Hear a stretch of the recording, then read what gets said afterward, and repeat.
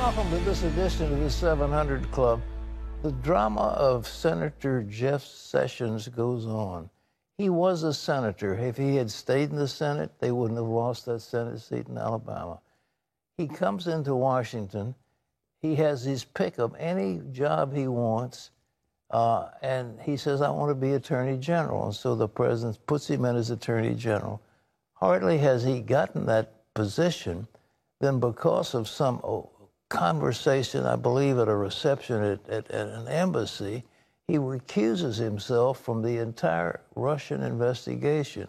And that leaves the Justice Department in the hands of a man named Rosenstein, who in turn appoints Mueller as a special prosecutor, which nobody in his right mind would have done if he was really trying to help the president. So it's been an amazing saga of betrayal, if you will, and the poor guy is being beat up badly, and the president has now said he wished he'd never picked Jeff Sessions to be the Attorney General. In a series of tweets, President Trump singled out the Attorney General and demanded the truth about the FBI spying on his presidential campaign. Still, at least one prominent Republican is defending the FBI's tactics, while some Democrats say the president obstructed justice. Gary Lane has the story. The New York Times reports President Trump met with Attorney General Jeff Sessions last year and asked him to unrecuse himself from the Russia collusion investigation. Sessions reportedly refused. Now some Democrats say the president obstructed justice. But presidential attorney Rudy Giuliani and former Trump campaign advisor Sam Nunberg say Mr. Trump acted within the bounds of his presidential authority. It's the kitchen sink strategy of trying to find any way to impeach Donald Trump. Donald Trump is entitled, as President of the United States, constitutionally, to have any discussion with Jeff Sessions.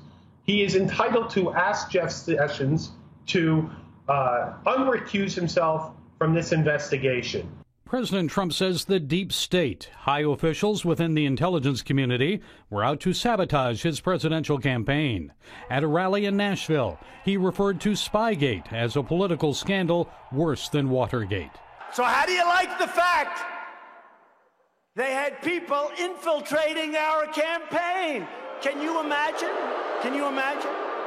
Representative Trey Gowdy, chairman of the House Oversight Committee, told Fox News the FBI acted appropriately when it used an informant to collect information on Trump's campaign. I am even more convinced that the FBI did exactly what my fellow citizens would want them to do when they got the information they got, and that it has nothing to do with Donald Trump. Appearing on the CBN News show The Global Lane, Nunberg said Special Counsel Robert Mueller, Deputy Attorney General Rod Rosenstein, and Attorney General Sessions are treating Trump like he's a mafioso figure. They don't like him. They don't think he should be in the office, and they think that they know better than you and me, we that voted for him. Rudy Giuliani says if the president decides to fire Sessions and Deputy Attorney General Rosenstein, it won't happen until after Robert Mueller completes the Russia investigation. And all eyes will be on Capitol Hill early next week as the Senate holds a hearing revealing details of the Inspector General's report on the FBI's handling of the Hillary Clinton email investigation. Gary Lane, CBN News. Well, it's worthy of some Potemkin plot. It's just unbelievable. The deal was several months ago that Sessions was going to resign. If he did it voluntarily, there wouldn't have been any problem at all. Once he was out of the way, then the president would have been within his jurisdiction to then fire Rosenstein and in the process wind down this investigation. He is president of the United States. He is responsible for the diplomatic posture of our nation with other foreign countries. He's responsible for trade and the trade balance. He's responsible for the federal budget, for all kinds of spending bills. He has huge responsibilities. And this thing is just outrageous to allow a little attorney They come yapping it like a little dog at his heels every time he turns around, and the deep state doing everything they can to impeach him. The people of America elected Donald Trump their president. It's time we let him be president, and it's also time we let him run the Justice Department. That is the purview of the president. The Justice Department isn't an independent agency that can go do its own thing. It is responsible and reports to the president. And if he wants to talk to the Attorney General, he certainly isn't in any way, shape, or form obstructing justice. If he tells Attorney General, I think you ought to loosen up on this one or tighten up on that one or get some information on the other thing, he's perfectly within his jurisdiction to do it. No problem at all. And for somebody to make an obstruction of justice charge out of this is utterly absurd. Well, in other news, North Korea's former top spy is in New York meeting with Trump administration officials. Ephraim Graham has more on that. Pat, Secretary of State Mike Pompeo meets with North Korean officials in New York today, working to get the June 12th Singapore summit back on track. Pompeo had dinner with North Korea's former head of military intelligence, Kim Young-chol, Wednesday. He is the highest-ranking North Korean official to visit America in nearly 20 years. Chol reportedly brought a personal letter from Kim Jong-un to President Trump. And preparations for the June 12th summit are going forward. Even though the president pulled out last week, he is now saying the summit might still happen. The Trump administration is ready to impose tariffs on steel and aluminum imports from Europe today. In March, the president announced a 25% tariff on imported steel and 10% on aluminum, but he granted a temporary exemption to Europe and U.S. allies. Negotiations with the European Union failed to win the necessary concessions. Some fear the EU could impose retaliatory tariffs, sparking a trade war. Pat, your thoughts? Oh, I am for free trade, and I know we need fair trade. Without question, China's been taking advantage of us. The Chinese requirement that in order to do business in their country, any American corporation must turn over to China its intellectual property and its trade secrets. This is an outrageous requirement, and it's one of those things that should be stopped. But in terms of Europe, I don't know what the president is trying to accomplish. This whole thing about steel and aluminum, our trading partners know very well how to tailor tariffs that will hurt us, especially like tariffs on soybeans, airplanes, etc., our big exports. And the idea of a trade war is just something I couldn't abide. And I wonder in this one, the president he really played it smart with Kim Jong-un. I mean, he threw the ball in his court, and he slammed one right down, and it was an ace right across the net. And Kim comes back and says, oh, please, we want the summit, please help us. That was a smart move. But these tariffs, I just question whether the president really knows what he's doing on this one. It's dangerous. Ephraim? Pat, the devices that connect your home or office to the internet are under attack. That is the latest warning from the FBI. But as CBN's national security correspondent Eric Rosales explains, there are steps that you can take to protect your privacy. This threat is known as VPN filter. The malware directly infects your router. That's the box serving as the gateway to connect your various devices to the internet. There's no easy way to tell if your device may be infected, but since Cisco has said there's 500,000 devices infected over 54 countries, I think we should just assume that we're at risk and we should try to do something about it. Cybersecurity expert Jody Westby says the VPN filter can interrupt your service, steal your information, and even use your device to spread the damaging malware. If you're a small business, you really need to take heed of this warning because your customer lists, your pricing lists, your intellectual property, your business processes are there. And you do not want that stolen and put out on the dark web. So what can you do? The FBI has seized the source of the malware, so rebooting your router should help. It's a simple process of just pulling out the power cord. waiting 20 to 30 seconds and then plugging it back in. But make sure it reestablishes a connection to the internet. If you want further help or assurance, call your internet service provider. Routers provide the internet connection for 23 billion devices, including thermostats, refrigerators, and home control devices like Alexa or Echo. The Department of Justice has already linked the malware to a hacking group using names like APT28, Fancy Bear, and Sandworm, all operating under the guidance of Russia's military intelligence agency. Bottom line, it's another example of whatever is connected to the internet is vulnerable. Eric Rosales, CBN News, Washington. And so much more to learn there. Pat?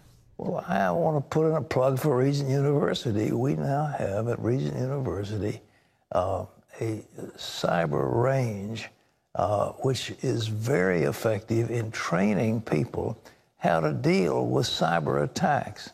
And it's amazing that people in business don't have any practical experience. They have theory, but they don't have practical experience. And Regent University is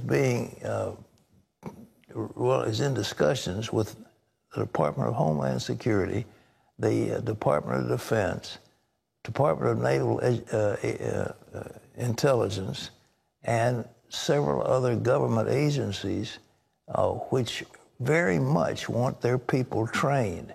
And so there are a number of businesses that are coming to us, and we're going to be having a degree at Regent University to put out a cyber specialist, an intensive course that'll have hands-on experience on a major cyber range to teach people how to fight off these malwares that are coming down.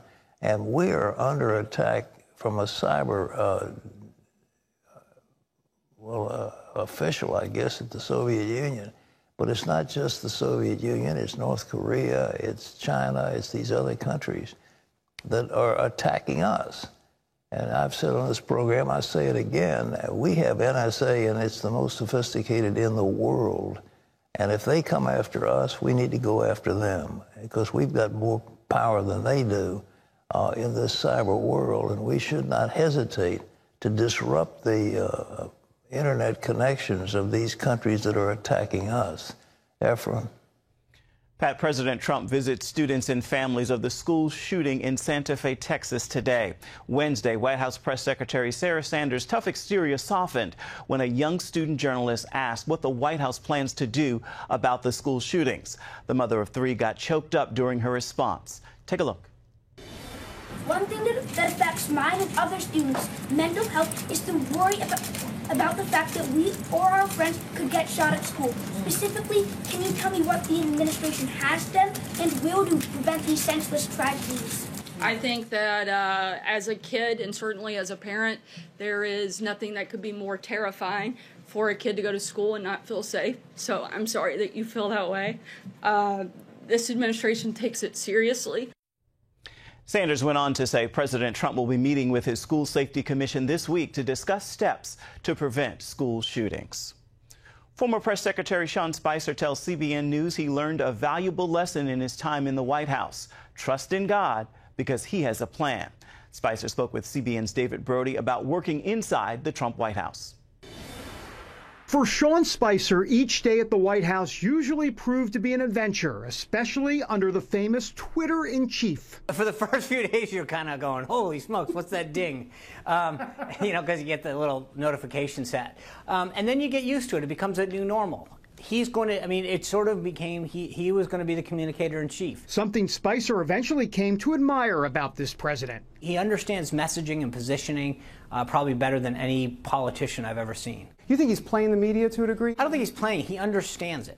He understands the art of it. During Spicer's time in the briefing room, it often got testy. This is silly. Okay, next. Making him question if the daily briefing truly serves a purpose anymore. I don't know that the utility of the daily on-camera press briefing is serving anyone's purpose anymore. It takes hours and hours every morning for the staff to prepare, the press secretary for that, and the media come in with their sort of rehearsed gotcha questions. There was a lot of people in there that are good, solid journalists, but then there are people in there unquestionably that do have an agenda. Many media types attack Spicer's credibility, citing inaccuracies on some stories. I make mistakes. I think we all do. Sometimes more publicly than privately. But I think what bothered me sometimes is that they would question your motives or your integrity. Saturday Night Live would mock him almost weekly, trials that made him lean on his Catholic faith even more. It reaffirmed my faith in trust in God, to say that there is a plan, you just need to be willing to follow it. Being the center of these things was not something that I ever wanted. The staff's never supposed to be the story. For sure, Donald Trump is the story. He's a character. He's in it, yes. He'd admit he's a character. He is. Even so, he believes the president delivers for the American people, which Spicer thinks will translate into midterm success. I think about the third week of July, if the economy is continuing to show real signs of robustness, then I think the Republicans are going to do just fine. We'll pick up a seat or two in the Senate, and I think we'll hold the House. He's now Spicer the analyst, public speaker, and soon-to-be author, detailing his time in the White House, a time he doesn't miss, although he catches his replacement, Sarah Sanders, from time to time. I couldn't be prouder to see her up there every day, although admittedly, I don't watch it as much. So the times that I see it or see clips, she's doing fantastic. And that's a good thing, that you're not watching it. It is. I like being a viewer better than a briefer. David Brody, CBN News, Washington. Looks like he's enjoying the break. Pat? Well, he certainly is. Amazing. Yeah. He's a nice guy, you know. Tremendous pressure to be in that role. Sarah Sanders is doing a good job, but boy, I think what he says, the efficacy of that daily briefing is overstated. I think they just set themselves up asking for trouble, and it's just too much, in my opinion. Especially when it's on video like that. Or yes, constantly. I mean, it's constantly. And it takes a tremendous amount of time, but they're opening themselves up to hostile questions all the time. Of course, they have a list of people they're going to call on, but nevertheless, there's a lot of hostility in the press, and why expose yourself to it?